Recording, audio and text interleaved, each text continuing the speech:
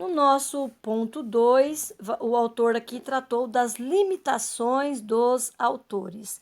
É muito importante nós registrarmos quanto à vida destes homens, desses autores escolhidos para escrever o livro de Deus, que mesmo eles apresentando, não é, características como as nossas, inclinados às mesmas paixões e falhas, como diz Tiago lá na sua carta, capítulo 5, versículo 17, nós não podemos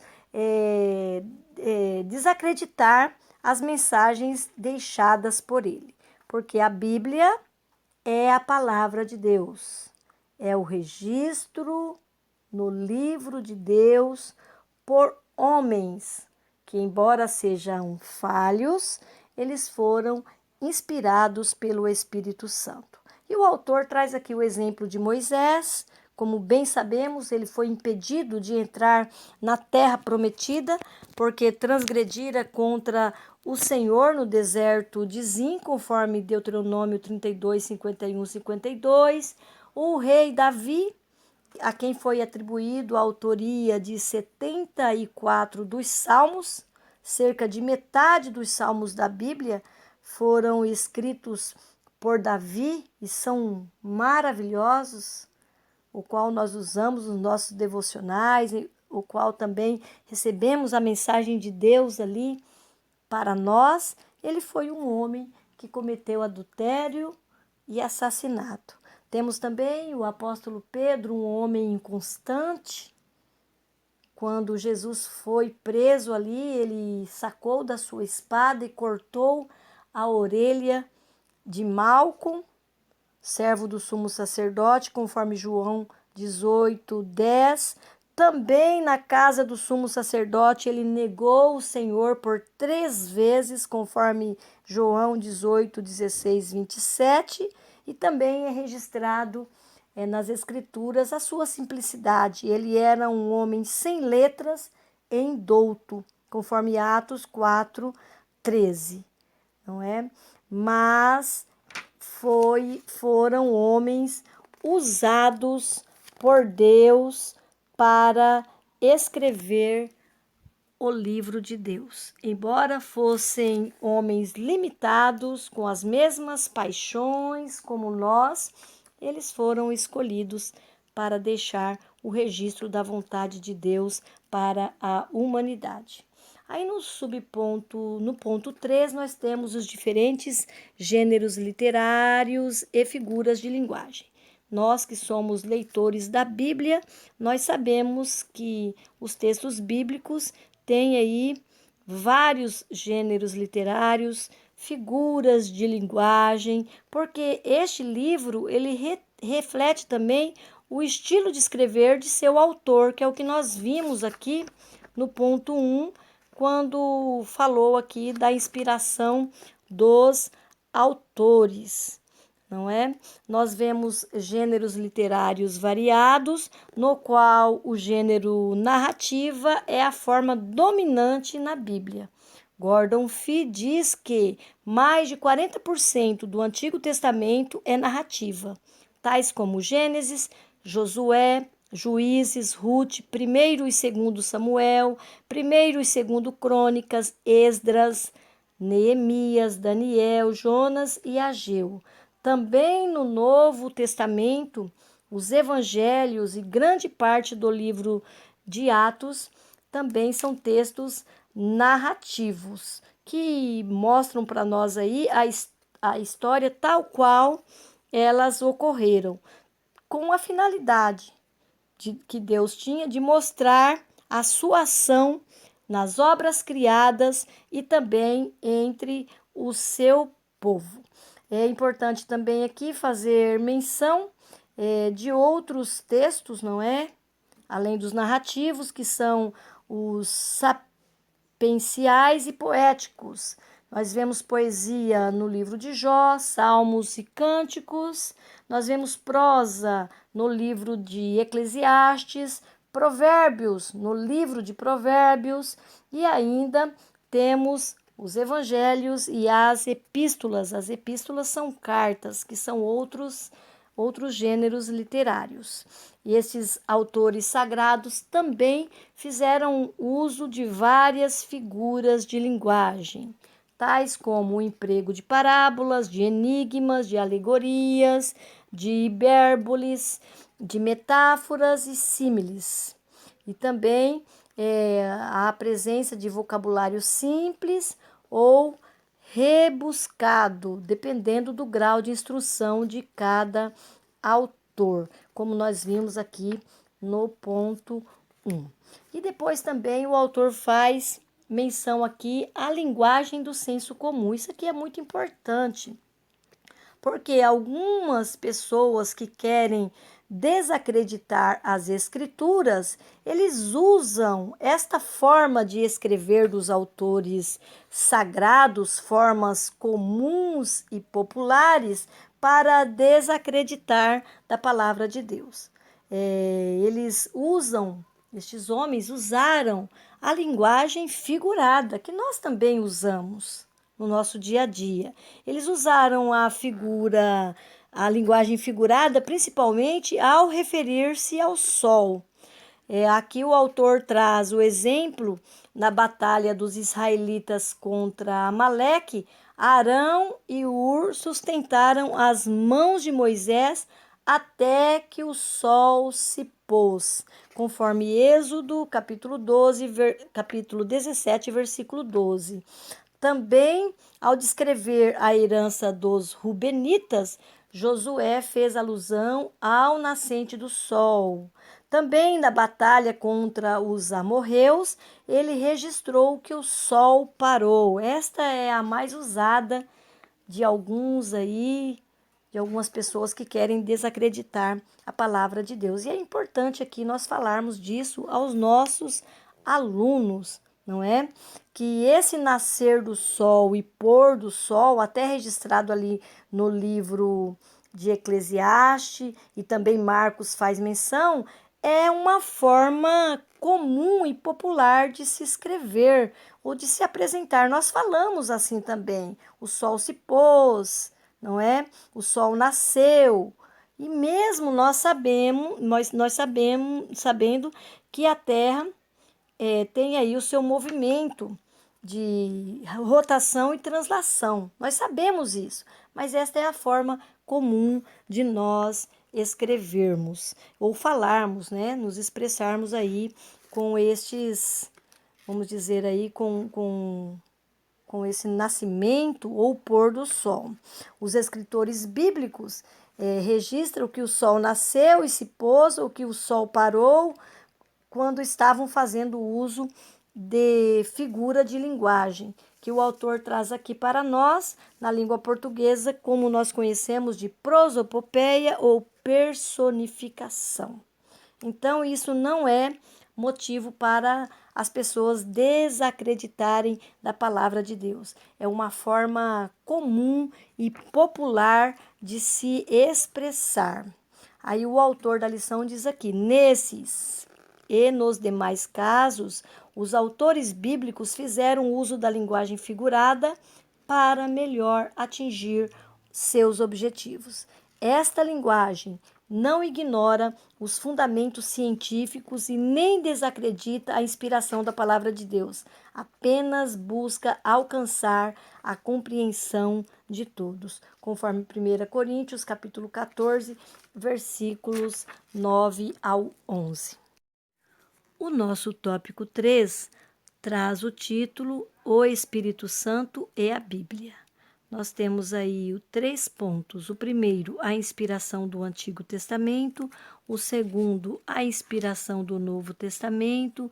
O terceiro, a obra da regeneração e a iluminação. Aí o autor diz aqui, no livro de apoio: a Bíblia é categórica em reiterar sua inspiração divina. E nós vemos isto na vida dos próprios escritores da Bíblia, dos próprios autores, ao fazer menção de textos já escritos. Nós vemos no livro de Juízes que ensina que os livros de Moisés são mandamentos do Senhor, conforme Juízes 3:4. Nós vemos também Esdras reconhecendo como inspirados os livros de Jeremias, Ageu e Zacarias. Está em Esdras 1:1, 5:1. Também vemos a respeito da inspiração da lei de Moisés e dos profetas, quando Zacarias diz: as palavras que o Senhor dos Exércitos enviara pelo seu Espírito mediante os profetas precedentes. Zacarias 7:12. E também podemos fazer menção aqui do próprio Senhor Jesus Cristo mencionando a lei de Moisés, os profetas e os salmos como livro inspirados. Lucas 24:4. Então, nós vemos aqui os próprios autores da Bíblia atestando o Espírito Santo como fonte originária de inspiração do Antigo Testamento. E é importante também aqui fazer menção do uso frequente de expressões como assim diz o Senhor e palavras equivalentes que ocorreram mais de 3.800 vezes no Antigo Testamento. Também é importante nós fazermos menção aqui de quando os próprios profetas falavam sobre o povo da época, não dar crédito aos registros já escritos, quando eles rejeitavam ou descumpriam as palavras da lei ou dos profetas. Então, os próprios autores da Bíblia, eles faziam citações já escritas na lei ou em outros livros de profetas. Aqui ainda, neste ponto, é importante nós lembrarmos que, como diz Schaeffer, a autoridade das Escrituras não é derivada de homens inspirados ou devida à inspiração propriamente atribuída a eles. A autoridade está na fonte definitiva da inspiração das Escrituras, que é o Espírito Santo, conforme 2 Pedro, capítulo 1, versículo 20 e 21. E depois, no ponto 2, nós vamos falar aqui um pouquinho da inspiração do Novo Testamento. E aqui o autor traz para nós dois pressupostos básicos da inspiração destes livros. O primeiro pressuposto, a promessa de Cristo de enviar o Espírito Santo para guiar os discípulos. Então, quando Jesus estava ali falando sobre o Espírito Santo, ele falou que ele os faria lembrar, não é? Lembrar de tudo aquilo que ele havia falado. E o segundo pressuposto é os escritos bíblicos que vindicam este cumprimento, que é a descida do Espírito Santo lá em Atos 2:4, 1 Coríntios 2:10, Efésios 3:5. E Norman Geisling diz: Jesus não somente confirmou que o Antigo Testamento é a palavra de Deus, como também prometeu o mesmo para o Novo Testamento, ao afirmar que o Espírito Santo ensinaria todas as coisas aos apóstolos e os guiaria em toda a verdade. E que verdade é esta? A verdade sobre o Filho de Deus, a verdade sobre a palavra de Deus, a verdade de tudo aquilo que Jesus já havia ensinado a eles. Então, estes escritores do Novo Testamento, eles também falaram em nome de Deus. E é por isso que Paulo declara em sua epístola que os seus textos são a palavra de Deus. No livro de Romanos, ele declara que é o Evangelho de Deus, conforme Romanos 15 e 16. Quando escreve aos Coríntios, ele diz que o que ele escreveu, ou está deixando registrado ali, são mandamentos do Senhor. 1 Coríntios 14, 37. Aos irmãos em Gálatas, Paulo diz que são revelação de Jesus Cristo. E aos Tessalonicenses, ele fala que não exortava com palavras de homens, mas com as palavras de Deus. E nós vemos os próprios autores do Novo Testamento reconhecendo a autoridade divina dos escritos paulinos e também os classificando como escrituras. 2 Pedro 3,16 e ainda 2 Pedro 1, 16 e 17. Aí o autor aqui ainda registra a passagem quando o apóstolo João diz: o que vimos com os nossos olhos, o que temos contemplado e as nossas mãos tocaram a palavra da vida. O que vimos e ouvimos, isso vos anunciamos, mostrando que eles não estavam falando deles mesmos, mas daquilo que eles já viram, e ali inspirados pelo Espírito Santo. É muito importante nós fazermos menção destes textos, nós que vamos ensinar aos nossos alunos nas classes, citar estes textos para que os nossos alunos guardem estas passagens. O nosso ponto 3 vai falar de duas obras específicas ou de dois papéis específicos do Espírito Santo na vida do homem. Nós vimos a sua atuação nessa lição de hoje na inspiração dos autores para a escrita da palavra de Deus. Mas o Espírito Santo também tem outros papéis importantes. Antes de nós falarmos desses papéis que está registrado aqui no nosso ponto de número 3, vamos falar um pouquinho do Espírito Santo.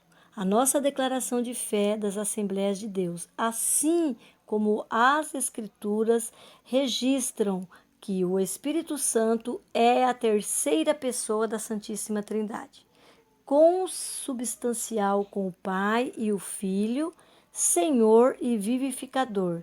É Ele que convence o homem, convence o mundo do pecado, da justiça e do juízo, que regenera o pecador, que falou por meio dos profetas e continua guiando o seu povo. Nós vimos que nestas funções ele tem papéis importantes na regeneração, na purificação e na santificação do homem e da mulher. Olhando aqui o significado de regeneração, o pastor Douglas Batista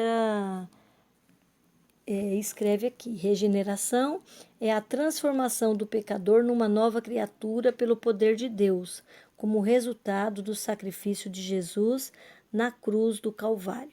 2 Coríntios, capítulo 5, versículo 17 a 19. Esta obra ela é conhecida por nós como o novo nascimento ou o nascer de novo, que Jesus falou ali para Nicodemos em João capítulo 3, versículo 13. É também chamado de nascer do Espírito, João 3, 5 e 6. E também não podemos deixar de falar da iluminação, que é outra obra do Espírito Santo na vida do homem. Então, o Espírito Santo, ele inspirou estes autores bíblicos a registrar a vontade de Deus, a palavra de Deus, o plano de salvação de Deus, e ele também conduz o pecador a compreender as verdades bíblicas registradas nas Escrituras, que é o que está dizendo lá em Efésios capítulo 1, versículo 18, o qual é descrito ali como iluminação, porque é impossível que alguém assimile as boas novas da salvação se não forem ensinadas e também se não forem convencidas ou apresentadas ou iluminadas pelo Espírito Santo de Deus. E é por isso que o autor diz aqui, ó, sem este mover do Espírito não é possível nem aceitar e nem entender a palavra de Deus. Aí ele cita dois textos, Mateus 13:15, 1 Coríntios 2:14. Essa ação em conduzir o pecador a compreender as verdades bíblicas é o que chamamos, ou que a Bíblia chama de iluminação, conforme Efésios 1:18. Aí ele diz aqui ainda o autor, porém, ressalta-se que o Espírito Santo ilumina o que ele já tem inspirado. Não se trata de nenhuma nova revelação. E isto é importante ressaltar, porque nós vivemos tempos tão difíceis em que as pessoas esperam algo novo concernente à salvação. Mas tudo o que é necessário sabermos sobre a salvação estão registrados nas Escrituras, de Gênesis a Apocalipse. Todos os textos bíblicos faz menção de alguma forma da pessoa de Jesus Cristo como aquele que pode salvar o homem. De Gênesis a Apocalipse, nós temos aí a menção do nosso Salvador. Talvez não de maneira clara e explícita, mas como nós dissemos anteriormente, a palavra de Deus ela foi escrita usando formas literárias, usando também ali figuras de linguagem. Nós vemos a presença dos tipos, não é? E tudo isto apontando para o nosso Senhor Jesus. Então, tenhamos certeza, a Bíblia é a palavra de Deus. Amém? E eu quero ler aqui a conclusão da nossa lição. A Bíblia é a palavra de Deus escrita. Ela foi inspirada verbalmente e seus autores a escreveram inspirados pelo Espírito Santo. A inspiração da Bíblia é plena. Todos os livros e palavras da Bíblia têm total e completa autoridade.